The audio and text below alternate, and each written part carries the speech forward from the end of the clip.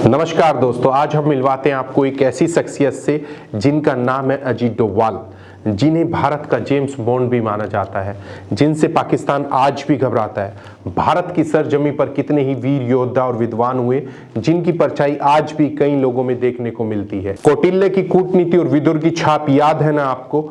और महाभारत काल के वो महात्मा विदुर भी याद होंगे, जिन्होंने महाराजा धृतराष्ट्र को महाभारत के युद्ध के बारे में चेताया था। कुछ ऐसा ही देखने को मिलता है अजीत डोभाल साहब में।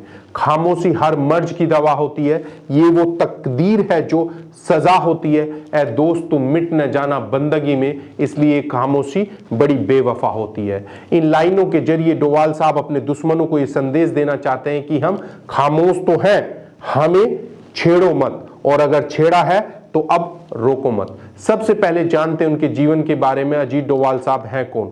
उनका जन्म 1945 में पौड़ी गढ़वाल परिवार में हुआ था। उनकी शिक्षा की शुरुआत अजमेर के मिलिट्री स्कूल से हुई थी और उन्होंने आगे की पढ़ाई आगरा यूनिवर्सिटी के अर्थशास्त्र में स्नातक डिग्री के साथ पूरी की और उसके बाद आईपीएस की तैयारी में जुट गए, जिसमें उन्हें सफलता 1968 में मिली, जब केरल कैडर से वो आईपीएस चुने गए। 2005 में वो इंटेलिजेंस ब्यूरो के चीफ के पद पर रिटायर हुए। चलिए देखते हैं उनके जीवन की कुछ अनकहे और यादगार किस्से। अजीत डोभाल भारत के 5वें नेशनल सिक्योरिटी एडवाइजर हैं। सबसे पहले हम आपको बता दें कि नेशनल सिक्योरिटी एडवाइजर कौन होता है। नेशनल सिक्योरिटी एडवाइजर का अपॉइंटमेंट कमेटी ऑफ कैबिनेट द्वारा किया जाता है। कमेटी का निर्माण कांग्रेस ने किया था, जो आज तक संचालित होता रहा है। ये कमेटी प्रधानमंत्री द्वारा संचालित की जाती है।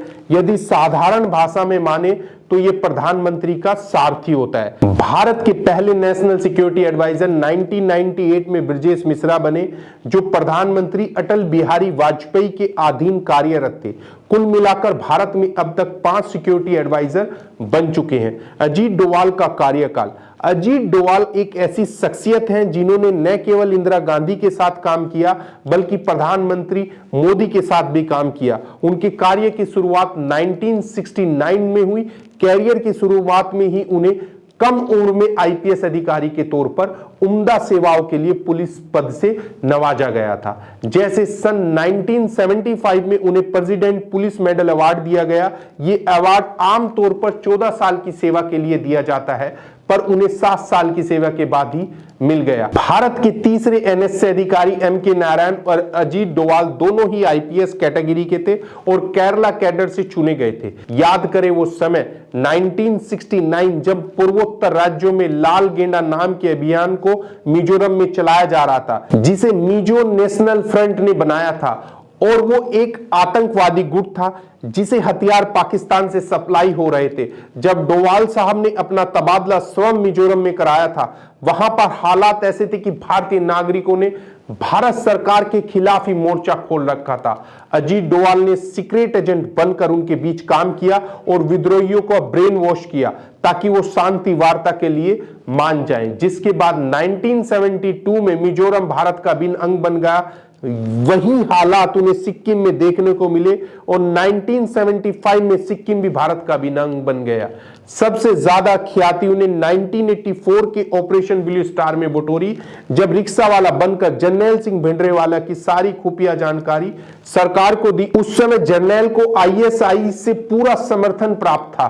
उसके बाद उनका ये जासूसी का सफर खत्म नहीं हुआ। 1988 में ऑपरेशन ब्लू थंडर के तहत रोमानिया के नागरिकों के रेस्क्यू ऑपरेशन में महत्वपूर्ण भूमिका निभाई थी। 27 साल के जासूसी कैरियर में सबसे उम्दा काम तब किया जब वो 7 साल के लिए पाकिस्तान के शहर लाहौर में मुस्लिम बनकर रहे और मार्शल पोस्ट तक पहुंचे। यहां तक कि वो अकेले ऐसे शख्स रहे जिन्होंने मुंबई के बदले बलूचिस्तान छीनने की चेतावनी खुलेआम पाकिस्तान को दे दी।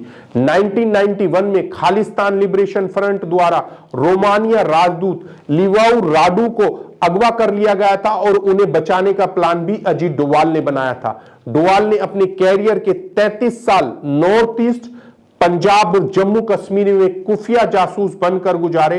2016 के उरी में आर्मी पर हुए हमले के खिलाफ सर्जिकल स्ट्राइक और 2019 में पुलवामा के खिलाफ एयर स्ट्राइक की जवाबी हमले के तौर पर सुपरवाइजिंग कराया। 2019 में सीए के विरोध में जब दंगे भड़के तो दिल्ली की सड़कों पर जनता से रूबरू होते हुए भी अजीत डोवाल साहब नजर आए। अजीत डोवाल एक ऐसी शख्सियत है जिन्हें अपने काम से ही मतलब होता है और कोई क्या कर रहा है, क्या कह रहा है, इससे उन्हें कोई फर्क नहीं पड़ता। जब प्रधानमंत्री मोदी के साथ डोवाल अमेरिका गए तब नरेंद्र मोदी को भाषण देना था। ठीक उसी समय हवा काफी तेज चल रही थी, मोदी जी की स्क्रिप्ट हवा में उड़कर नीचे गिर गई।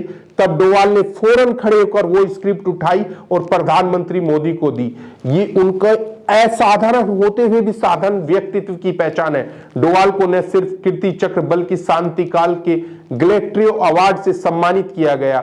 अजीत डोवाल को 1999 के कंधार हाईजैक के समय भारत की ओर से मुख्य वार्ताकार बनाया गया था। करीब एक दशक तक उन्होंने खुफिया विभागों की ब्यूरो शाखा का नेतृत्व किया। तो दोस्तों, जाना आपने कैसे एक आम नागरिक ने अपने जीवन के 37 साल जासूसी में गुजारे और कैसे एक इंसान न केवल आंतरिक बल्कि बाहरी दुश्मनों की आंखों की किरकिरी बन गया।